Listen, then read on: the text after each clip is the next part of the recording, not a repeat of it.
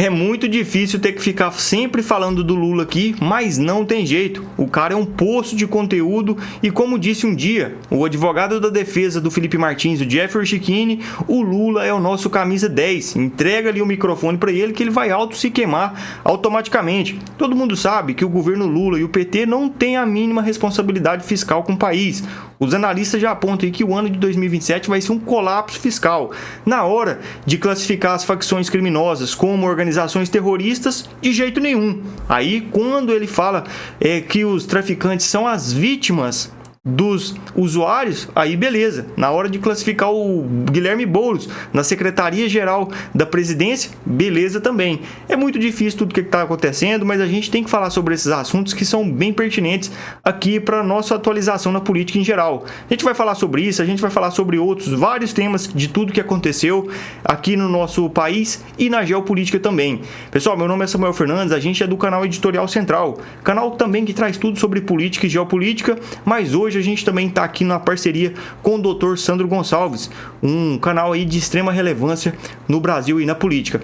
Vamos de matéria aqui, que é o que importa, pessoal. É o seguinte, vamos colocar aqui um vídeo do Eduardo Bolsonaro, onde ele está desmascarando o Lula com aquela fala fajuta que ele falou lá na Malásia, onde ele teve assim, aquela baboseira toda, onde ele disse ali que os traficantes são as vítimas da sociedade, são as vítimas dos usuários. Vocês acompanharam? Vocês viram isso aqui? Olha só que loucura que ele falou. Se você não conhecer o seu inimigo, você nunca vai ganhar essa guerra. Às vezes eu vejo pessoas fora da política dizendo esse governo não dá certo porque falta vontade política, ou porque eles não adotam, a política correta sobre esse assunto. Na verdade, o buraco ele é muito mais embaixo. Ele é muito mais na base. Esse governo não dá certo por conta de uma questão de valores. Eles não conseguem distinguir o que é certo e o que é errado, porque ele não tem uma base moral ajustada. Ou melhor dizendo, aquilo que você entende que é o certo, para esse governo é o errado. E aquilo que você entende que é o errado e deve ser combatido, para esse governo ele entende que é o certo. Não acredita? Dá uma olhada aí. Toda vez que a gente fala de combater as drogas, possivelmente fosse mais fácil a gente combater os nossos viciados internamente. Os usuários são responsáveis pelos traficantes, que são, vítimas dos usuários também. E no caso específico do Lula e do PT, quando se fala em narcoditaduras e grupos terroristas, ainda tem um ponto mais a ser acrescentado, que converge aos interesses do governo apoiar esse tipo de bandido, de criminoso, porque é a base eleitoral deles. Você vê só, a Venezuela virou uma narcoditadura. E você sabe que ninguém do PT critica o Maduro. Por quê? Porque as narcoditaduras socialistas se utilizam do tráfico de drogas e de tudo que há de pior em matéria criminal para se sustentar no poder. É por isso que o Trump, que tem a bússola moral ajustada, sabe o que é o certo e está tendo a coragem e a determinação para executar o que é justo, disse que não adianta o Maduro entregar todos os recursos naturais da Venezuela. Ele quer derrubar o Maduro. E nesse cenário só resta aos especialistas de plantão da Globo News criticar o Trump de ideológico, enquanto passam pano para Lula, Celso Amorim e toda essa corja de Hamas, grupos criminosos com traficantes de drogas, etc. Que Deus nos dê o discernimento para termos ajustada a nossa bússola moral e a coragem para fazer o certo. Nós venceremos.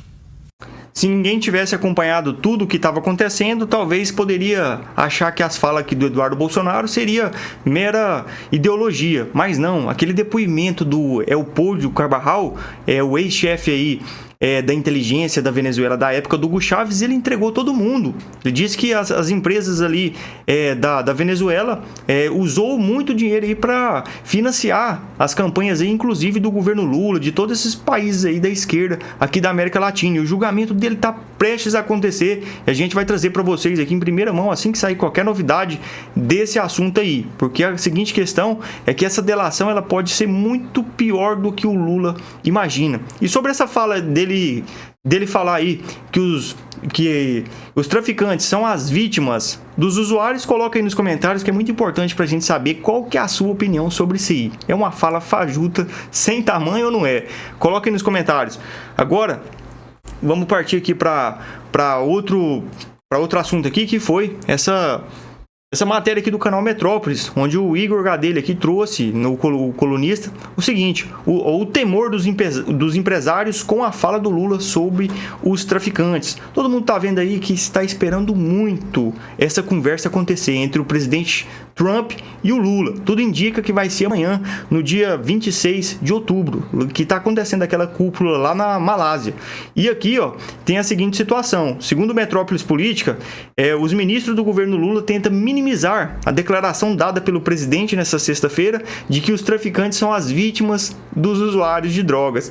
A fala foi feita pelo petista na Indonésia quando comentava as ações do governo Donald Trump contra os cartéis de drogas no Mar do Caribe, próximo à Venezuela. Então aí esse pessoal tá achando que essa situação aí vai ficar por isso mesmo, mas a gente acredita que não. E a gente também entende por que o Lula não quer que o presidente Trump ele ataque ali diretamente a Venezuela, porque imagina só, se ele consegue ali pôr as mãos no Maduro, o que o Maduro vai falar não vai ser brincadeira, né? Então fica aí esse assunto desse vídeo aqui encerrado, e eu quero saber da sua opinião sobre o que você acha de tudo que você acompanhou, o que você entendeu sobre esse assunto aí. Vamos colocar uma publicação aqui agora do Boulos, que é o seguinte: ele foi nomeado como o chefe agora da Secretaria-Geral da Presidência da República. E, para lembrar aqui, e aqui para todo mundo conseguir acompanhar, essa aqui foi a primeira fala dele como o chefe,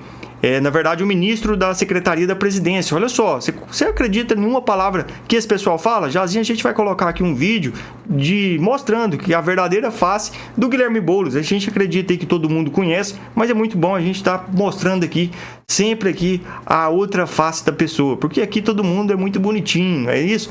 Olha só, a primeira fala dele como ministro da Secretaria-Geral da Presidência. Ajudar a colocar o governo na rua, dialogar com o povo, levar as pautas do governo do presidente Lula, que é acabar com a escala 6x1 para os trabalhadores dos serviços, do comércio, que tem sofrido tanto sem tempo para descanso, que é zerar o imposto de renda da maioria do povo brasileiro, como o governo aprovou aqui na Câmara dos Deputados, taxar os super ricos, porque é justiça, né? Quem tem mais tem que pagar mais, quem tem menos tem que pagar menos, e ouvir o povo. Então, o presidente me deu essa missão de rodar todos os estados do Brasil, levando as bandeiras que o governo tem defendido e, ao mesmo tempo, ouvindo as demandas populares.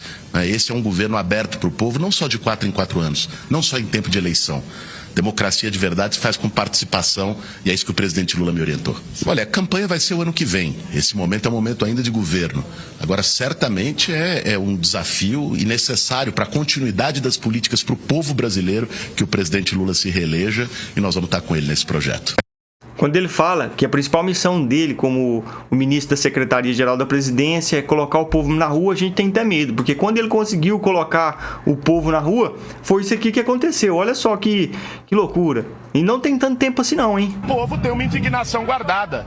Publicação feita aqui pelo The São Paulo News, onde ele trouxe toda aquela retratação, quando ele fazia parte ali daquele movimento do MTST, e de depedração pura aí em todo o estado de São Paulo, era pura invasão de propriedade, olha só. E vou dizer pra você, algumas vidraças quebradas da Fiesp não são nada perto da quebra e do dano que a Fiesp causa ao povo brasileiro diariamente com as suas políticas.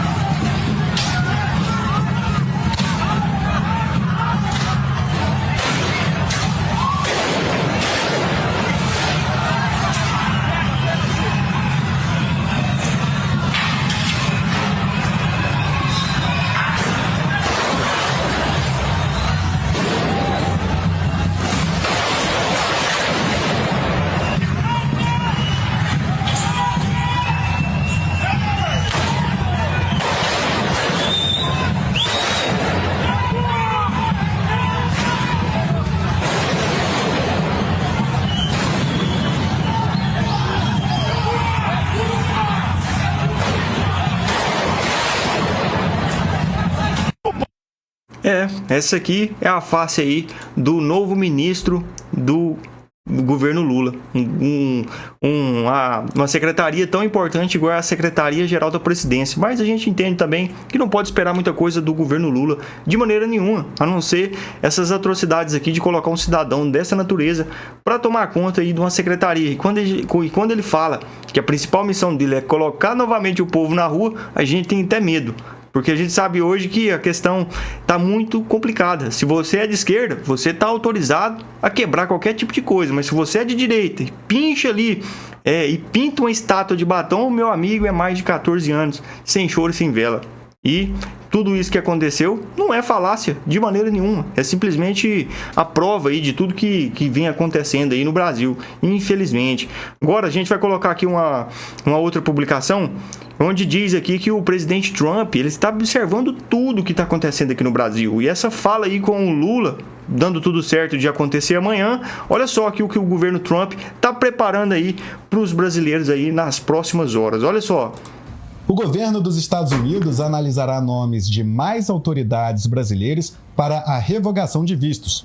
Nesta semana, integrantes do Departamento de Estado consultaram o deputado Eduardo Bolsonaro e o jornalista Paulo Figueiredo para avançar na questão. Isso não quer dizer que as autoridades a serem indicadas por Eduardo Figueiredo serão necessariamente punidas com a perda de visto. Cada caso será analisado individualmente pelo governo de Donald Trump. O mapeamento que engloba... Só para a gente esclarecer um pouco dessa situação, tem muitas pessoas, principalmente, que não estão assim totalmente atualizadas a tudo que acontece. Principalmente a esquerda no geral está pensando que o Eduardo Bolsonaro e o Paulo Figueiredo têm o poder da caneta lá nos Estados Unidos, mas não, eles têm o poder da influência com as autoridades americanas para trazer, para mostrar na verdade tudo que acontece aqui no Brasil e passar a ficha para as autoridades americanas. Fala assim, tá acontecendo isso, o nome é tal, o CPF é tal, e eles vão e analisam, dando tudo certo, eles vão lá e sancionam, igual aconteceu aí com muitas perdas de vistos aí praticamente de todos os ministros do Supremo Tribunal Federal, o ministro da Saúde do Lula, tudo que aconteceu. Hoje foi a vez do presidente da Colômbia ser sancionado pela Lei Magnitsky. A gente sabe aí que o governo Trump não tá para brincadeira de maneira nenhuma, isso aí é só uma forma de mostrar quem que manda. E eu acredito aí que o mundo tem que agradecer por ter um cidadão igual o presidente Trump na cadeira mais importante do mundo. Novas possíveis punições ocorre em meio a um cenário complexo nas relações entre Brasil e Estados Unidos. Ao mesmo tempo que o presidente Lula estabeleceu bom canal de diálogo com Trump, os Estados Unidos divulgaram nota oficial reafirmando as críticas ao ministro Alexandre de Moraes, apontando novamente o magistrado do STF como um violador de direitos humanos. A ofensiva dos Estados Unidos contra a Venezuela é outro ponto que marca o distanciamento nas posições da Casa Branca e do Palácio do Planalto. Diplomatas do Itamaraty afirmaram à coluna que, na conversa prevista com Trump, Lula buscará marcar posição sem comprar briga. A gente entende que não tem jeito de comprar briga com o presidente Trump. Ou a questão ela se resolve da maneira, ou acaba aí a perseguição aqui no Brasil, ou infelizmente aí as tarifas vão continuar acontecendo, elas vão continuar aumentando e aumentando muito. Porque pelo andar da carruagem aí, pelo que tudo indica, o presidente Trump ele está levando isso aí numa boa até então. Mas o secretário de Estado, Marco Rubio, quando se encontrou com o Mauro Vieira, a gente viu que a conversa ela não desenrolou nada. Porque a principal questão aí é o encontro aí do presidente Trump com Lula. E a gente vai ver tudo que acontece aí a partir de qualquer coisa que for resolvida. Agora, para a gente comentar aqui um assunto aqui também, a gente tá vendo aqui toda a perseguição que acontece, sempre viu, tá acompanhando aqui. Olha só, o Moraes ele assina a carta para intimar o Paulo Figueiredo nos Estados Unidos. Ele está assinando uma carta para intimar o Paulo Figueiredo por tudo que o Paulo Figueiredo tem feito lá nos Estados Unidos. Mas ele entende que não tem como tocar no Paulo Figueiredo lá. Olha só essa matéria aqui do portal R7. O ministro Alexandre de Moraes, do STF, assinou nesta sexta-feira, dia 24, uma carta rogatória para que o blogueiro Paulo Figueiredo seja intimado nos Estados Unidos. O procedimento foi adotado porque o Figueiredo é residente permanente nos Estados Unidos há 10 anos e precisará ser informado pessoalmente sobre a denúncia na qual a PGR, a Procuradoria-Geral da República, o acusa do crime de coação no curso do processo no inquérito do tarifácio contra as exportações brasileiras. Paulo Figueiredo é neto do ex-presidente da ditadura, João Figueiredo. Pois então, pessoal, isso aqui, esse crime de coação no curso do processo no inquérito do tarifácio, o que está acontecendo é o seguinte: o ministro Alexandre de Moraes, ele está dedicando aí toda essa questão do tarifaço, agindo contra a democracia brasileira, colocando aí nas costas do Eduardo Bolsonaro e do Paulo Figueiredo sobre a questão do tarifaço. Mas a gente entende que a maior indignação dele não é nunca com aí o tarifaço imposto ao brasileiro, e sim com a lei Magnitsky, e sim com a lei, com essa questão aí de perda de vistos de todos que vem acontecendo. Porque imagina só, você acha que se não tivesse ninguém sancionado, o ministro Alexandre de Moraes estaria tão preocupado com o Brasil assim? Aí fica aí a seguinte pergunta. E a gente entende que a perseguição contra eles vai só aumentar cada dia mais. E a gente vê tudo que acontece aí. Eu quero saber da sua opinião. O que você pensa sobre esse assunto aí? E a gente vai colocar aqui outra publicação também, que, de certa forma, não dá para entender muito bem o tanto que esse pessoal gosta de manter sigilo. Muitas das vezes, na verdade, aí na eleição de 2022, o Lula falou que ia quebrar o sigilo de mais de 100 anos do governo federal. E assim que assumiu, a primeira coisa que ele fez foi dar mais aí, praticamente, manter os 100 anos que estavam em sigilo, tudo que acontecia no governo federal. E aqui, segundo essa publicação aqui da Folha de São Paulo, o Itamaraty, ele impõe o sigilo sobre os telegramas envolvidos entre a JBS e os irmãos batistas nos Estados Unidos. Aí fica a gente pergunta, por que mantém sigilo aí essa questão? Olha só, segundo a Folha de São Paulo, o Ministério das Relações Exteriores impôs o sigilo de 5 anos sobre 2 telegramas na Embaixada Brasileira nos Estados Unidos, envolvendo o conglomerado de proteína animal da JBS e os irmãos Joesley e Wesley Batista, donos da empresa. Como revelado para a Folha de São Paulo em setembro, o empresário e dono da JBS, Joesley Batista, teve um encontro com o presidente Donald Trump para tratar das tarifas. Só que isso aí não vai ser revelado para ninguém, porque manteram o sigilo aí a todo vapor. Agora a gente vai comentar sobre um outro assunto aqui que eu também quero saber da sua opinião sobre ele, que é essa informação aqui que acabou de sair. Olha só, dentro da CNN, ouviram ali uma jurista para entender o que aconteceu aí naquele julgamento do Núcleo 4 que aconteceu dentro do Supremo Tribunal Federal. Para explicar melhor para todo mundo, o Núcleo 4 era o núcleo ali responsável, segundo Alexandre de Moraes, pela desinformação em massa no Brasil, que aconteceu aí nas eleições de 2022, que era aqueles ataques às urnas eletrônicas, e envolveram esse mesmo inquérito na questão aí do golpe de Estado. E aqui a jurista ela garante que não há nenhum nexo entre o questionamento das urnas e tentativa de golpe, mostrando aí mais uma vez que hoje o judiciário brasileiro ele tentou assim juntar de todas as formas um processo aí para dar no que deu. A condenação, que já era antes de acontecer qualquer tipo de julgamento, a condenação já era dada como certa. Olha só essa publicação aqui da CNN Brasil. Marina, deixa começar pela sua especialidade no campo do direito, advogada criminalista. A tese que prevaleceu e que levou à condenação por 4-1, ela afirma o seguinte: quem espalhou fake news, e espalhou fake news diretamente contra o sistema de urnas eletrônicas, que o TSE tinha dito, quem fizer isso está cometendo crime. Quem espalhou essas fake news não apenas cometeu um crime do ponto de vista do TSE, que condenou o Bolsonaro por causa disso exatamente, mas o fez para preparar um golpe. Do ponto de vista penal, isso para de pé? William, é complexo, né? Porque esse processo no STF, ele é um processo que foi feito em algumas fases. E pela tese dos ministros, houve uma concatenação dessas fases que levaram, então, à possibilidade de ter acontecido o 8 de janeiro.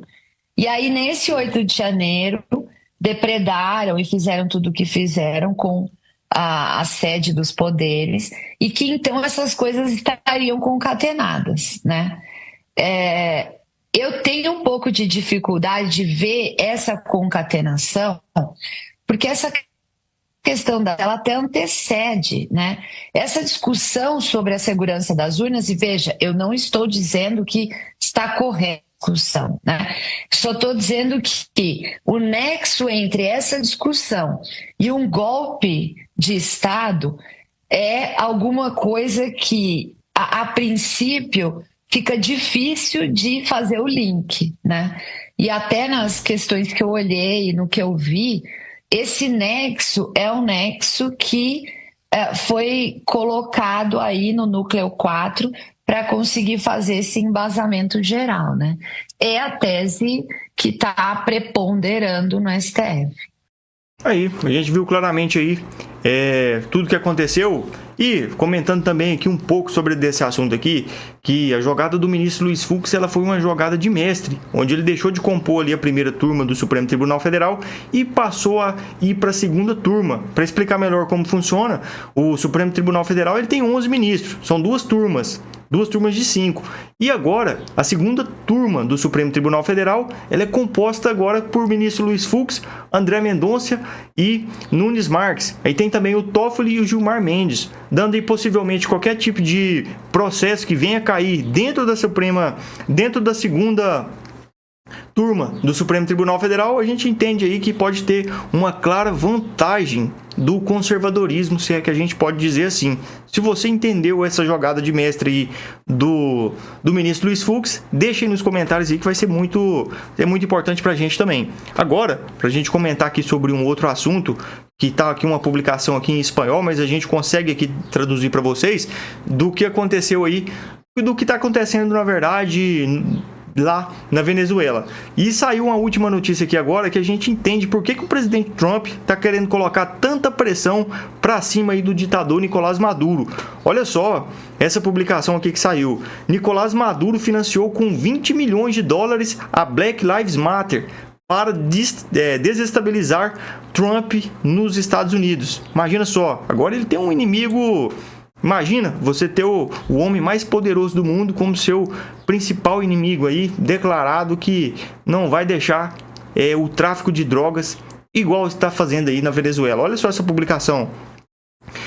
Uma investigação de inteligência estadunidense revelou que o regime de Nicolás Maduro transferiu ao menos 20 milhões de dólares através de intermediários e organizações de fachada para financiar a Black Lives Matter durante o período de maior agitação na política nos Estados Unidos. Os fundos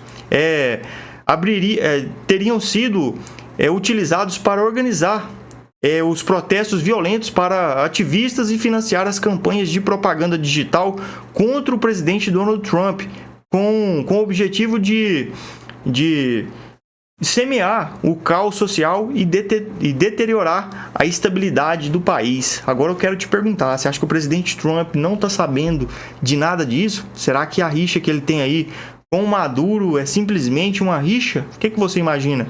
O que você acha aqui que vai acontecer? Qual que vai ser o fim do ditador Nicolás Maduro? A gente quer também saber da sua opinião sempre aqui sobre todos os assuntos que a gente comenta, que é muito importante. Agora só, olha que curioso, para a gente colocar aqui uma publicação do canal Brado Rádio, onde disse aqui que lá naquela fábrica da BYD, na Bahia, os metalúrgicos ali estão acusando a BYD de cárcere privado, de trabalho escravo. Será que é porque geralmente tem muita coisa a ver a China com trabalho escravo e eles estão querendo ali fazer isso com os baianos e não está dando certo? Olha só essa publicação aqui. Que coisa mais sem lógica. A montadora BYD, instalada lá no polo industrial de Camaçari, foi acusada pelo Sindicato de Metalúrgicos de manter trabalhadores retidos dentro da unidade após o horário de saída, em uma situação classificada pela entidade como cárcere privado. Olha a bomba aí, rapaz! O pessoal da BYD tá achando que eles estão lá em Xangai, né? Desculpa, segundo o sindicato, Os portões da fábrica teriam sido trancados na noite da última quinta, impedindo a saída de funcionários até a autorização da chefia. A denúncia aponta ainda que o episódio teria ocorrido após uma convocação para a hora extra, o que, de acordo com os sindicalistas, tem sido uma prática recorrente de assédio por parte da empresa. O presidente dos sindicatos metalúrgicos, Júlio Bonfim, criticou duramente por meio das redes a conduta da montadora e afirmou que centenas de trabalhadores relataram o ocorrido por mensagens e fotos. O sindicalista também denunciou que chamou de pressão abusiva para a realização de horas extras e criticou a proposta da empresa de implantar um novo turno com apenas 40 minutos de intervalo para a refeição. Estão repetindo como se estivessem na China o negócio, né? Imagina, não, ninguém sai daqui, feche a porta, feche a porta, feche a porta. O Pablo que vai falar como é que fala em chinês, né? Que o Pablo é... Brincadeiras à parte, vai fazer isso logo com os baianos, que de certa forma aí tem aquela questão aí do pessoal chamar os baianos de preguiçosos. A gente sabe que não é, mas assim, deu muito na cara que a China tá querendo aí implantar um sistema chinês aqui dentro do Brasil, mas a gente entende que isso aqui não cola aqui não de maneira nenhuma. Fecha a porta, fecha a porta, fecha a porta, ninguém sai daqui, ninguém sai, vamos trabalhar, vamos todo mundo trabalhar. Os caras do Partido Comunista Chinês, eu vou te falar, que absurdo, rapaz. Tem que trabalhar, vagabundo brasileiro. Pode de novo, velho, como é que é?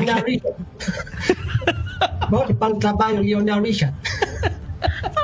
Lembra disso, Timóteo? Lembro. Ô, Timóteo, agora você sabe, né? Minha esposa é toda chinês e eles falam o seguinte: não trabalhe para chinês. Chinês é mal educado, é grosso, é ignorante, ele acha que você realmente é um escravo dele. Em 2018, haviam cerca de 500 empresas de carros elétricos na China.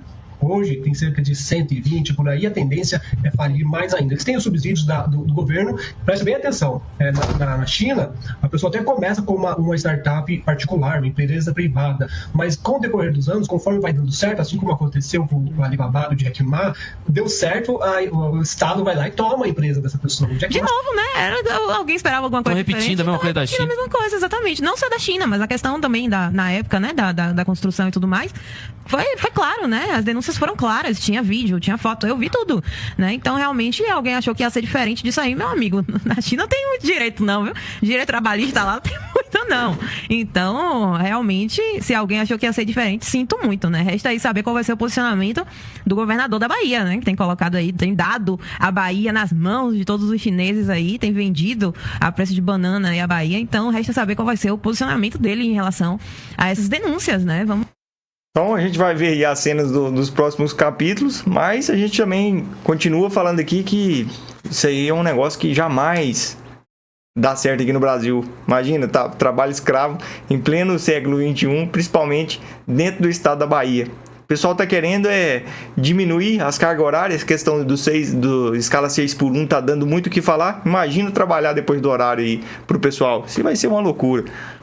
Agora, para a gente finalizar esse vídeo, eu quero te fazer, na verdade, uma pergunta. Se você acredita nas pesquisas que saem aí a todo momento aqui no Brasil. Porque toda hora tem uma pesquisa fazendo algumas simulações e alguns cenários possíveis para o ano de 2026. Que é o caso aí da presidência, que é a porcentagem de votações aí que está prevista para o Lula, se caso Eduardo Bolsonaro, se caso Tarcísio. Agora saiu uma última pesquisa dentro do canal que chama Atlas Intel, Instituto de Pesquisa, que mostra que o Ronaldo Caiado está com 15,3% nas intenções de votos e é o mais competitivo da direita aqui no cenário dos governadores aqui. Só que é importante a gente destacar que o governador Tarcísio de Freitas de São Paulo não foi colocado aqui dentro dessa pesquisa. Então aí a gente entende que o segundo nome, por enquanto aí, mais cotado a ser um nome da direita, depois do governador Tarcísio, é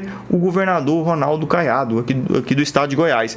Agora, a gente vai colocar aqui para vocês aqui a publicação que foi feita aqui pelo canal Política. Olha só, Jornal Opção. A corrida presidencial do Ronaldo Caiado ganhou um capítulo interessante com a pesquisa Atlas Intel, divulgado nesta sexta-feira, dia 24. Caiado, ele chega a 15,3% das intenções de votos em cenários estimulados, ou seja, aquele cenário que eles não perguntam um nome, só perguntam ali as pessoas que você deve votar, que você vai votar na verdade. E aqui é o seguinte, o governador, ele Nessa pesquisa, o Caiado chega a 15,3% das intenções de votos em cenário estimulado e aparece à frente dos governadores de Minas Gerais e do Paraná. O Romeu Zema, ele aparece com 10,6% e o Ratinho Júnior ele chega a 10,4%. E o Lula, ele lidera essa situação aqui com 51% das intenções de votos para o primeiro turno. Isso aqui a gente entende o tanto que é perigoso se um cenário desse aqui fosse dessa maneira, mas a gente entende que não é. Brancos e nulos indecisos somam 12%. A gente já vai comentar sobre isso aqui. Vale ressaltar que os Zema e Ratinho estão em estados com maior densidade eleitoral do que Caiado, né? Então o Paraná e Minas Gerais têm mais relevância assim, no número de quantidade de pessoas.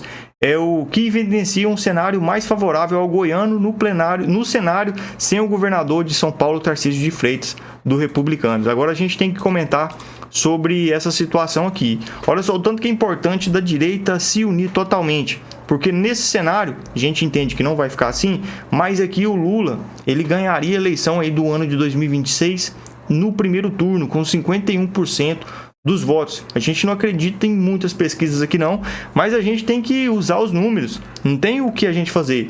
Então, por isso que é tão importante a gente estar aqui todo dia, tentando aí abrir o olho do máximo de pessoas possíveis. Por isso que é tão importante quando você curte, quando você compartilha, quando você comenta, que o YouTube ele vai entregar os vídeos aqui para o máximo de pessoas possíveis. E é esse o nosso papel aqui, sempre tentar fazer uma análise, dar opiniões aí sobre a política no geral, sem aquela questão da grande mídia, que é aquela doutrinação que eles fazem, a lavagem cerebral nas pessoas. Se você gosta de conteúdo de qualidade assim de política, você tem que tá sempre aqui no YouTube, vendo aqui o canal do Dr. Sandro, vendo o Editorial Central, tá sempre aí tentando trazer uma análise política de uma forma mais tranquila de ser entendida, porque a gente sabe que tem aquela lavagem cerebral nas pessoas aí, no geral, que não tem tanta instrução aqui no Brasil, e a gente entende que a nossa audiência ela é extremamente qualificada, tá bom? Se você gostou desse editorial, se você gostou de todas essas informações que a gente trouxe aqui, deixa o seu like, comenta aí, ajuda o nosso canal aí a bater a nossa meta também, ajuda a gente, porque o ano que vem a gente precisa estar muito forte aqui no YouTube, igual a gente falou, para tentar abrir o olho do máximo de pessoas possíveis, tá bom? Tamo junto aí, até o próximo vídeo, se Deus quiser.